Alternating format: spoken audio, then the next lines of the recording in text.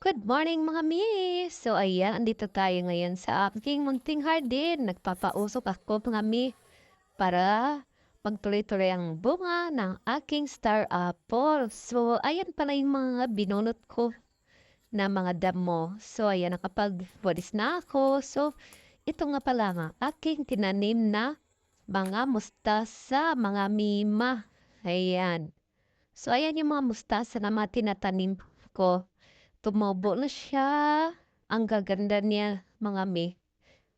Yan, magtatanim tayo mga mi kasi sobrang mahal ng mga gulay ngayon.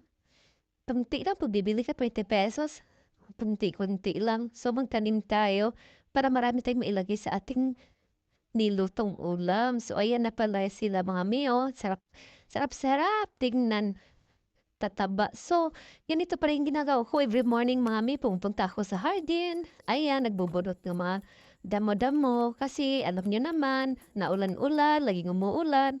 Vitamins ng mga damo yan. Mabilis tumobo. Mabilis sumaba ang mga damo. So, ayan, pinagtatanggal ko ng mga mi. At least, exercise na rin yan sa ating katawan. Habang nagbubulong tayo, pinapawisan tayo. Kaya ayan, nagmukha na akong ewan. So ito pala yung mga binunot mga mi. Yan, ang bilis-bilis niyan tumubo mga mi. Dami pa niyan hanggang dulo pa yan. So ayan mga mi, ito pala kalabasa ko. So bunot lang tayo. Thanks for watching mga mi. Don't forget to follow. Bye!